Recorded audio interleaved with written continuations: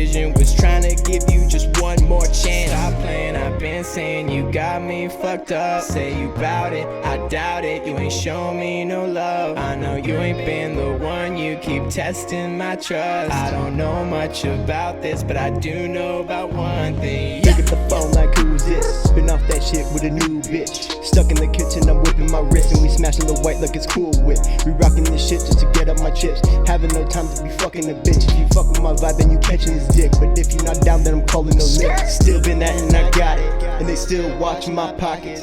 Streets been hot and I'm wildin', so I stay with the stick. Here we go. Hey, this is Robert Wood with the Keep It Digital podcast. I'm here with two tremendous young artists, Tofu, Luke Fallon. They just made a song together. They're doing it pretty big. Luke, how you doing? Doing fantastic. How you doing, Bobby? I'm doing great. What about you, Tofu? Yeah, we're chilling right now. So let's talk. Let's get right into it. First of all, I'd like to give Dago a chance to say hello to you guys. So give a shout out to Dago real fast. Hey, for sure. I mean, San Diego, born and raised. I mean, that is my city. There's no other city in the entire world that I have more love for. And you'll even see the music video that we just dropped. I'm rocking that Padres jersey because you already know it's Go Padres. So, Yes, yes. Tofu? I'm both San Diego natives, you know how it is, 619, born and raised. All day. 100% born and raised. Okay. sir. So let's get right into it. How did you guys end up coming together on that song? On the one that we shot for a music video, right? Stop Playing, yeah. So Stop Playing was the second song we ever recorded together. We got down on one track, and it was kind of like the first collaboration that we had, and it was really good. So we got back together, and I was working on a song. There was a little part that I hadn't written a verse for, and he was over, and we were just hanging out, and he was just kind of like, "Hey, let me write something to it." And he wrote the verse that he had on there, and it was really good. It worked really well. I thought that our two sounds like really they had a contrast that was something to appreciate. And so I think it really kind of set our tone to like a next level as far as what we both could bring to the table individually versus what we were able to bring to the table together. So I immediately realized we got to go ahead and start going forward with this song because the song is great. The content is great. The energy is fantastic. And then definitely as soon as Tofu got on the track, it just kind of elevated it to that next level because just features have a way of doing that, have a way of just kind of like really taking a song and giving it more depth, giving it another dimension almost. I think another Spitting big bars part like was- Tofu. What was that? So especially when you spitting them bars like Tofu. See, Hey, I think what it was too was I've always been used to like spitting in a certain way, and then after Luke and I got together and then we made our first song, I kind of got the vibe that you were getting off of, which is more of like jumping on that, like bringing back that alt rock vibe or bringing back that kind of like 90s grungy kind of vibe. Yeah. And so when I got on it, I was like, you know, if I spit the way that I spit on this one and then throw it on there, you know, it's not going to contrast so much where it sounds out of pocket, but it's going to add like some character to it. So after we released that second song, we were like, we liked the way that it came out, and then the public kind of responded well to it too. So that was kind of like the song that we were like, yeah, let's make a music video to this one. Yeah. I mean, it's kind of like there's an investment that comes with it, time, money, all those kinds of things. So you don't want to move forward with a music video if you're not certain that the song is like a really good project, a good record. So as soon as we realized we were jamming it, we fucking loved it. We showed it to some other people. They certified it, and we were like, all right, shit, that's the one. Please say this is it.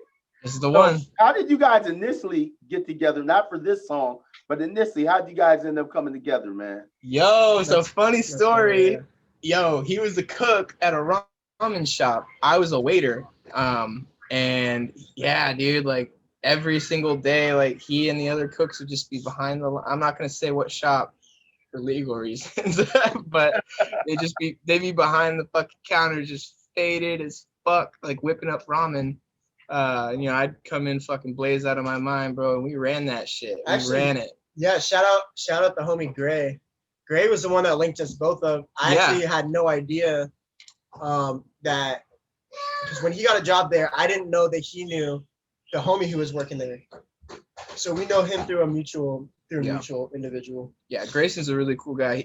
I've known him since like middle school. I've known Grayson since I was really young, and I guess so have you, right? Like, no, actually, I met him because of Johnny. Oh, so probably like. So I've known him for like probably 5 years. Okay, wow. All right, cool. So yeah, you guys go back, man. No, dude, Grayson and I've known Grayson for a long time. So yeah, mutual friend, basically. Yeah, we were working together, and so it's just kind of like we stayed linked. But that was how long ago? That was like 3-4 years ago. So then after I left, we didn't talk for a while. I was in a toxic relationship with my baby mama. I was in a toxic relationship as well. Yo, women, bro. Toxicity. You already know toxic women. Shut up. Toxic people. Let's not even marginalize women. Toxic people in general, bro. I agree with that. Just in general. There is so much toxic masculinity in the world too, and we both broke up with them. He's got his kids, so he's got his vision. But here's the thing about toxic masculinity, though. Let me just say something. I gotta say something about toxic masculinity is that I don't ever put up with toxic masculinity. I think it's some bullshit. I think anytime someone comes to the table with some toxic masculinity, I laugh in its face. But women bring a toxicity that's like they're like a fucking mermaid, bro. Like they're like a siren. So they bring that toxicity. It's like the Trojan horse, dog. Like they'll come in like it's all sneaky as shit. And that's the only reason, because I agree with, honestly, I'm really glad that Tofu said something, because like obviously toxicity can come from a lot of different directions, feminine, masculine, and otherwise. But yeah, definitely just like in our experience, like it was crazy because it was like we're in the same fucking kind of like boat as far as having we're both bleeding hearts, you know, like we're both very generous, very loving people. And I don't know if you're familiar with what an empath is, but we are empaths, which basically means you're extremely sensitive to energies and like you get drained really easily. Hence the music, bro. Hence the music, absolutely, yeah, because you're also able to. But to tie that in with what he was saying was after we both got out of those relationships and then he had his kids, he had his focus. And then I got freed up with more time to start dedicating, to really start working on stuff, taking it more seriously, take my career personally more seriously.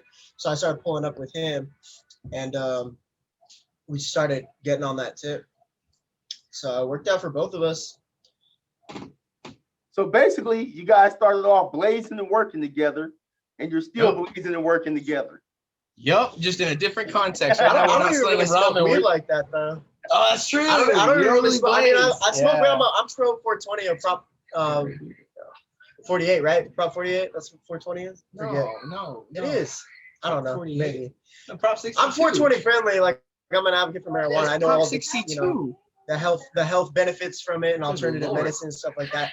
I just don't smoke that much as I used to, bro. Are you gonna vote, bro? Am I finna vote? Yeah, I got my ballot at home. You better fucking vote this year. This year's the year of 2020, bro. We all gotta fucking cast that shit. Everybody, yes, that's true. Never been more important. Vote. This is coming at you live from Keep It Dago. Vote. Vote. Vote. It's important. Vote. Your vote matters. It counts. It counts. Don't listen to what anybody tells you. Exercise your right to vote. Please, for all of our sake. Let's get into what you guys have done in the past. Like, what type of projects have you done in the past, Luke? Well, so my background, I started out with like pop punk metal bands and stuff like that. So I used to be like a lead singer, frontman of like a band, several different bands actually, like throughout the years. And then at some point I was dating a girl. This is a really funny story, actually. I don't tell this story a whole lot, but I was dating a girl and she used to just bump that R&B, man. Like I'm talking like J.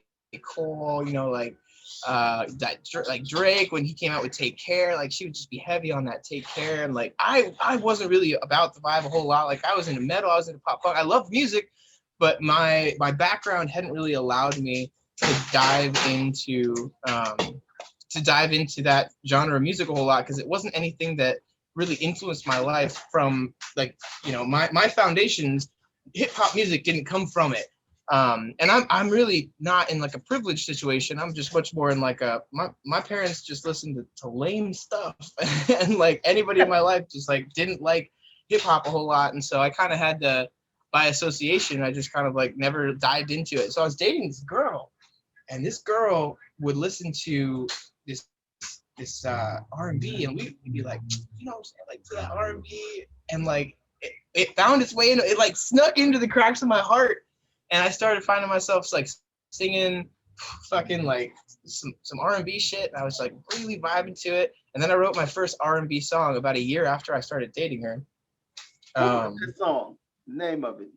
It's called Too Fine. It's on my album, in fact. It's called Too Fine.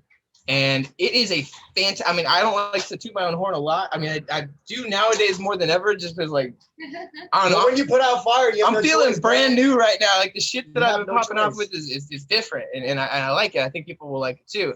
But on that same note, like that was the first one I had ever come out with. And it was hot. You know, it was a good track. So people responded to it very much. Like, in fact, I still have a roommate, not a roommate, but somebody who I roomed with in college, like dorm room, like only knew him for a year, haven't talked to him since, who will still hit me up when I drop stuff being like, fucking, there you keep going, bro. Like, I fucking knew it from back in the day. And like when I came out with that song, I showed it to only like, I didn't really release it. Because like I said, I was only doing like pop punk band type shit. So like, I didn't really release the song. But then when I went and did my album, I redid it because I was like, this track is super hot. And I was like, obviously, first album, I'm like, I want to bring everything to the table that I got right now because like this is my opportunity to show the world who Luke Fallon is. And that was just a perfect little segue, like as far as that song, like that song and that relationship changed my life because she was an R&B chick too. Like I used to date, like She made music too. No, but she was just like the chick in the R&B songs, you know what I'm saying? Like that girl, like that is like the girl that Drake is singing about, like 24/7. For Destiny's Bro, Child. yeah, like that's just R&B vibe in a chick. She was All the way an yeah. 100 through and through, just like an R&B chick. Like she just like loved it. She just like beamed out that R&B vibe. Great So- R&B vibe. Now with Mr. Tofu, yeah. oh, go ahead. No. I was just gonna say that to me is really what kind of shed the light on R&B as a genre. And I had no genre in the past had ever captured me the way R&B did. So. And so then with now I know you rap too, but with Luke, with Tofu, you are a rapper. I know you do some other stuff, but you rap really well. How'd you start doing that rapping? My mom's an English teacher, so There we go. My mom's an English teacher. My dad's a business and financing professor at a bunch of different universities. But I grew up with, all A's in every English class I've ever taken. My writing classes, stuff like that. So I've always been writing. When I was younger, I wanted to be a writer, and then I kind of switched up. Like I wanted to start doing psychology and stuff like that. But on the same tip, I've been writing for a long time, and I've been writing poetry, stuff like that. And then once I started listening, because I wasn't allowed to listen to rap when I was a kid. I wasn't allowed to. Like my parents, like I didn't start listening to Lil funny you Wayne. fucking Like say that. My Eminem, parents were the like, same some way. shit. I didn't listen to any of that until I got into middle school. Shout out my parents because of the language. They were just trying to do So their best. once I got into that, like in middle school and then in high school, I started writing raps and stuff. And then in middle school, I played trumpet, and then in high school, I was on drumline, and I was in band, stuff like that. So I did all the percussion stuff. So I built my cadence, and then I got my counts down. I read music, and then that's when I really started writing more music and taking it more seriously.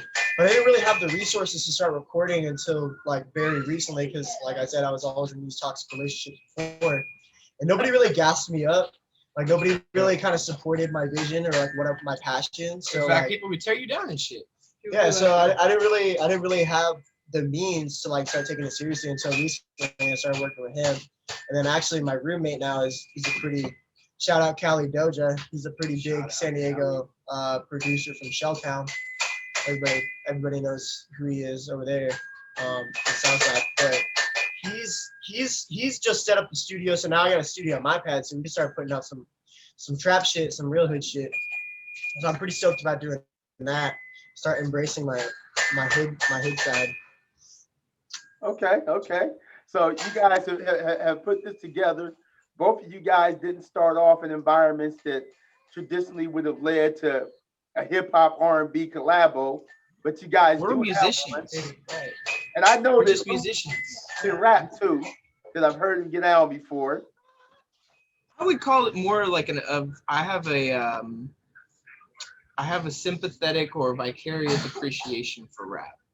So like I'd be a fantastic ghostwriter for rap. Like I'm like Tofu. Like my dad's a communications professor. Like he didn't really let me not learn how to. I had to learn how to communicate really like early and well. Otherwise, I was constantly berated for it. So, you know, I really kind of learned how to work my words in a way that made it, you know, extremely understandable, relatable, those kinds of things. And so it's like when it came to taking something as far as, you know, being a wordsmith on an understanding and relatable side, and then just adding rhyme to it, which is also something that I found that I was really good at. I don't even know why or where that came from, but it was just like, you're naturally gifted in that sense. Yeah, it was just kind of like, I'll say something, and then in my head, like I'll hear the next line, you know, and it's just like, I'll be like, oh yeah, that sounds great. Almost like someone else told me, like, do this one next. So like, you know what I mean? Like, it's just like, I have this ability to just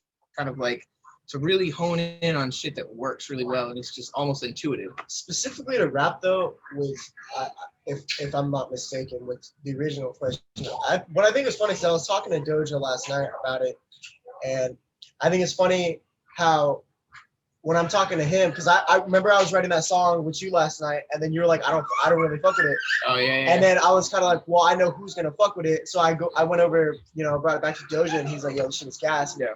And I just thought it was funny because, like, you're like there's a special place for you and your role in my life, like, because this kind of music I have a passion for. Yeah. Because I grew up on Green Day, I grew up on the Gorillaz, I grew up on Linkin Park, you know, you know, that alt rock kind of like pop punk grunge shit, which I really fuck with, and so like, you know, I know where I respect your role in my life, but when it comes to like that hood, that trap shit, that's something that like I have other producers for, and what I respect the fact that like, you know, your place and you know your sound, and your sound is solidified, and you know you're not trying to be someone that you're not. That's a big thing for you're me. not going to be like, oh, like, let me fake some shit, like I'll make this song for you and it'll go super fucking hard, but you're not trying to be somebody that you're not. Like, you're the only white person I know, bro, that lives on Ocean View Boulevard over here, bro. Bro, I know, but every time I tell people, it's so funny, bro. I you're tell not trying to people be somewhere you're not, bro. Like, for real. I tell people I live in Logan Heights, and they're like, they'll give me this look like, hey, I'm from here. Like, yeah. I live here, bro. What the fuck? I was like, I was born and raised here. I know where I live. Like, I know everything about where I live, and like, it's an affordability thing for me right now. It's just kind of like long term. I'm renting. I'm looking into purchasing a home, so I'm not paying rent, so I'm paying a mortgage, all that type of shit. You already know how it is. And so like right now, I'm just trying to keep that rent low so I can just stack. And then when it comes time to purchase, I'm ready. But yeah, I mean, like, the reason that I feel comfortable in Logan is just because like I know so many motherfuckers, and like it's like I also, even though I don't come from a background like, and the reason that I don't really rap about that gang shit is because I've never been in a gang. The reason that I don't rap about killing people is because I never killed nobody, and I won't. I probably won't. Like, if I had to, I would. I got kids. Like, somebody threatened my kids. Like, yeah, cap the motherfucker. But I'm not a killer. I'm not a killer. I'm not like I'm not somebody who's violent. I don't have that like mentality, and so trying to be that you got on kids too now. right, exactly. There are plenty of people that got kids. That's the other unique thing about you, is that you are a single dad with 2 kids. Yeah, and you have a career going and another career going in sales. And so I mean, I do sales, but that's literally just to put a roof over my head because you know, music. Hey, shout out to the other single fathers out there, though. Straight up, y'all are soldiers. You know how tough it is. Yo, for all you other single fathers out there, y'all are soldiers, and I understand nobody fucking sees you. No one sees you, and you feel super underappreciated, not unappreciated, underappreciated. And like, yeah, y'all are soldiers. Keep fucking doing what you do. Keep waking up. Keep providing for your kids like a man should, because give your kids all the other boys out there need a fucking example of like what it means to be a father, and all the girls out there need to see that.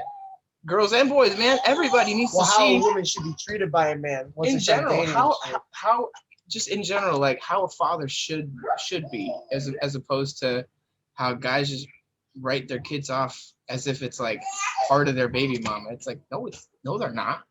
Like signing that check. Just signing that check. Yeah, like signing that check and sending it and being like, yeah, I got a 15-year-old daughter. I never fucking met her. It's like, that shit's sad. I'm sorry. Like, when I find that out, it's like, I don't judge because I don't know the situation, but fuck, I put you in a category for sure. It's like, you didn't fight. I mean, maybe you got in some kind of situation, but like, if you're not showing up, being a dad, like, you don't really have an excuse for it. You know what I mean? Like, it's okay if you decided not to. It's not your thing. That's okay, and I understand. But you're in a category for me. You know what I mean?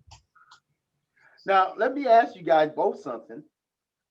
When it comes to working in San Diego, as opposed to working in other places, like you can go other places. Most other major cities, they have a booming hip hop and R&B industry. We just had this conversation today, bro. How does it feel doing it out here? If we toured, and like honestly, there's I will say at least two things. I'm not sure. I might have more. There's at least two things. I'll let you elaborate after I nail these two out. But the first thing about San Diego is there's so much shit to do here. There's so much undone. There's so much that's left undone. There's so much shit to do. It's just kind of like, yo, we got the beach. I want to go to SeaWorld, like this, that, the other thing. And San Diego is one of those cities that artists will frequent. Our artists will stop by San Diego and be like, what's up? Like the most world famous fucking people. You look up shows in San Diego, like you look up your favorite artist, look them up right now. I'll bet you they've played in San Diego. I bet. And that's not the case everywhere. You know, obviously like, there's a lot of places, but how come when they come to San Diego artists aren't headlining those concerts like they do in other major cities?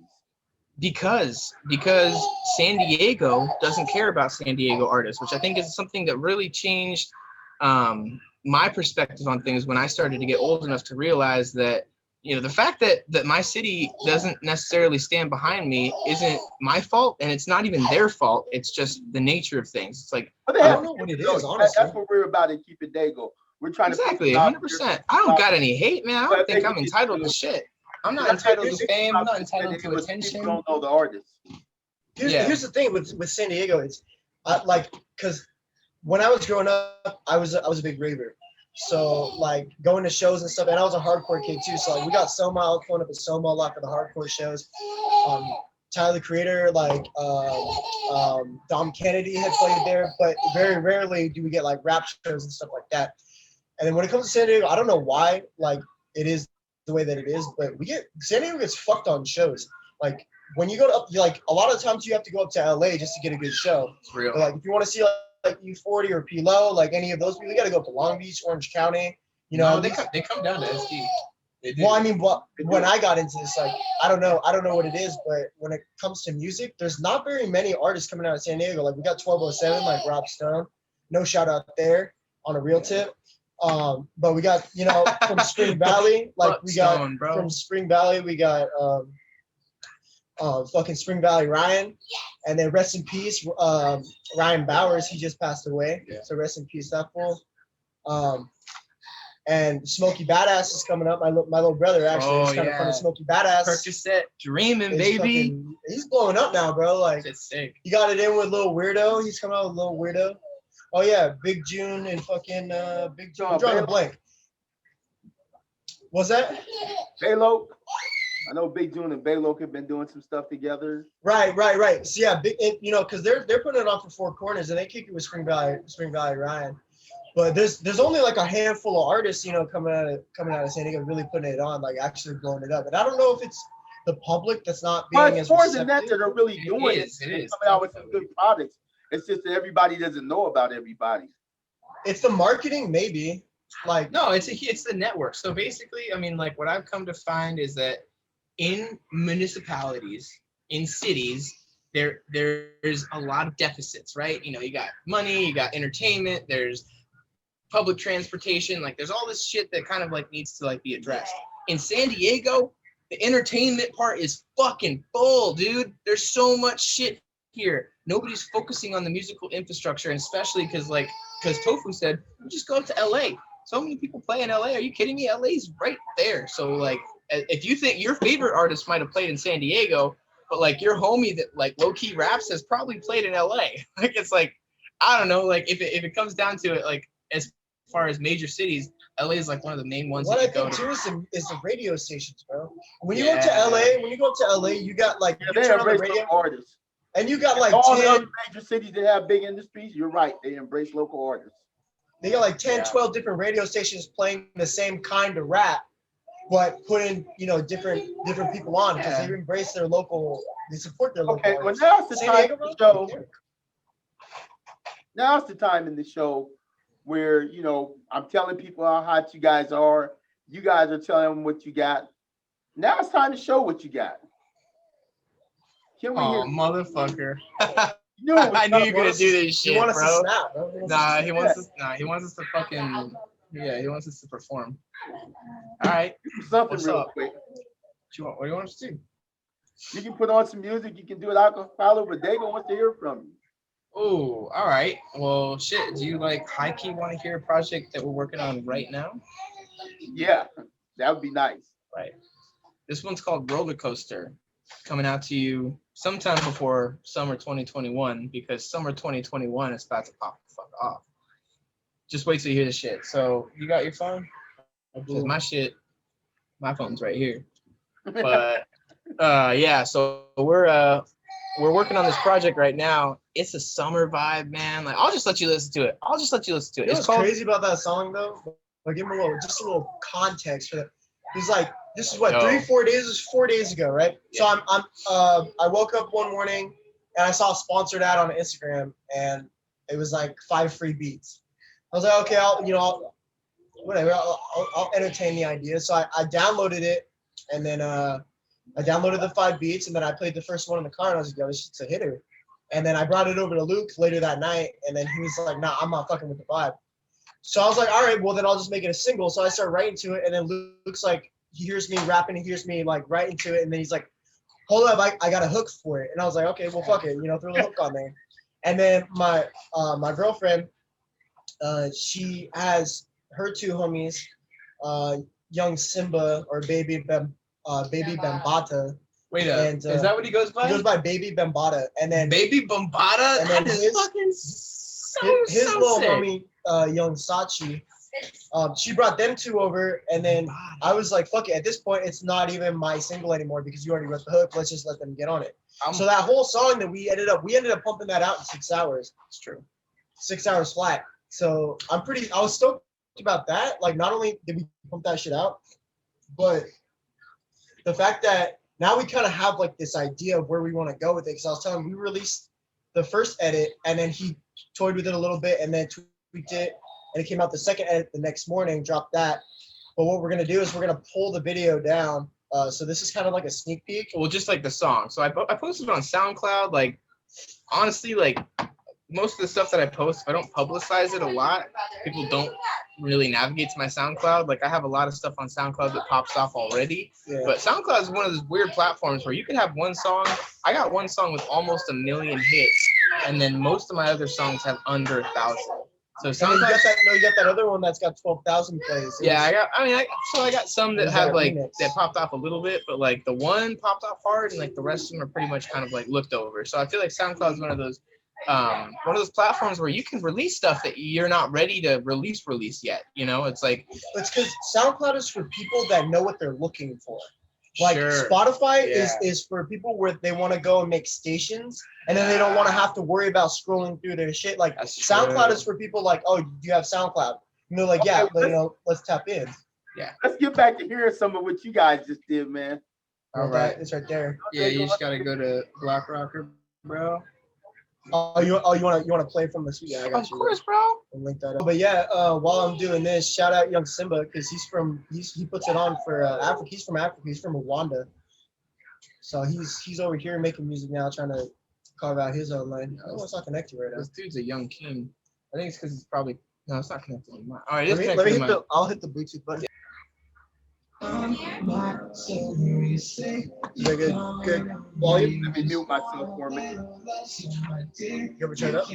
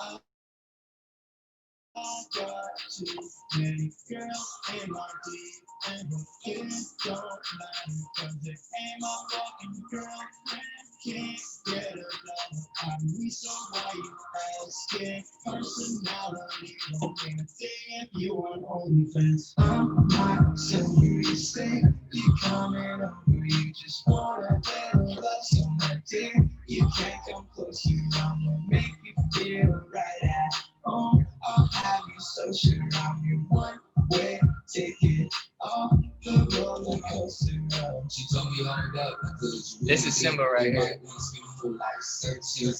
But yeah, that's the vibe right there. I mean, that's essentially what we're bringing to the table. Summer 2021. We already actually have the music video in like we're in the planning process currently of the music video. So Okay. We just gotta buy the rights to the track first, and then after that, we're gonna pull the. yeah, it's a free beat, but when you look at the fine print, it's Yeah, the like user after agreement. you sell 1,000 copies, we own your soul. I'm like, that's not free. So how much That's a trap. gotta pay that full off now, top the track. That's and what I'm saying. Yeah, it's not too bad if we want to buy it outright. It's pretty steep. It's an Instagram ad. This motherfucker, I'm sure he probably has plenty of people hitting him up. That's weird. That's one of the reasons why we got to get this beat That's, now, because like we already wrote the song to it before we bought the beat, shit. So we got to get it. That was David Lindhoff coming out of Germany. Oh, Germany, He's dude! from The Germany. guy that produced my whole album was from Austria. That's so crazy. Germany and Austria. Yo, the UK puts it on, man, and that's the thing is like the UK they put on they've been putting on fire like EDM, like rave music and like trance and stuff like that. And Melbourne, obviously, because Melbourne, Australia, but now everybody's jumping on this new tip. Like the market for rap and hip hop is opening up exponentially now to the point where it's like you have so many like. I don't even know how we would describe the music that we're making now because it's like Yo, it's like power pop, dog. Power pop. Fucking well, the roller coaster one anyway. Like it's super poppy, bro. Like, Stop Playing is a little poppy, but I mean, there's more like R&B, soul, kind of like new wave. It's got like a groove to it. Stop Playing's kind of got A lot of fusion in the music you guys do. Yeah, there's a lot of fusion for sure. And we both come from a metal background. So that peeks its head out. Everyone, it hasn't really yet, but like when we're working, like every once in a while, like that'll kind of peek its way out. I don't know if you heard the new MG. Full disclosure, these guys are friends of mine, and when I come over there and kick it with you guys, I can see the metal background. Yeah. Yo, I smashed my light one night trying to mosh. This fool's in the kitchen and he's just like, oh shit. He's all telling me be careful in the pad and stuff. And so I was two-stepping in the living room. And this one comes over, breaks the cover for the light. His glass everywhere. I was like, this is cool. Yeah, bro. I got a little too excited. The last part of the interview. You know what we do at this part of the interview? Oh yeah, we do. We always leave them with the sign off. Keep grinding, keep it real. And always keep it Dago. Keep it Dago. Support your San Diego artists. Don't forget to subscribe and like.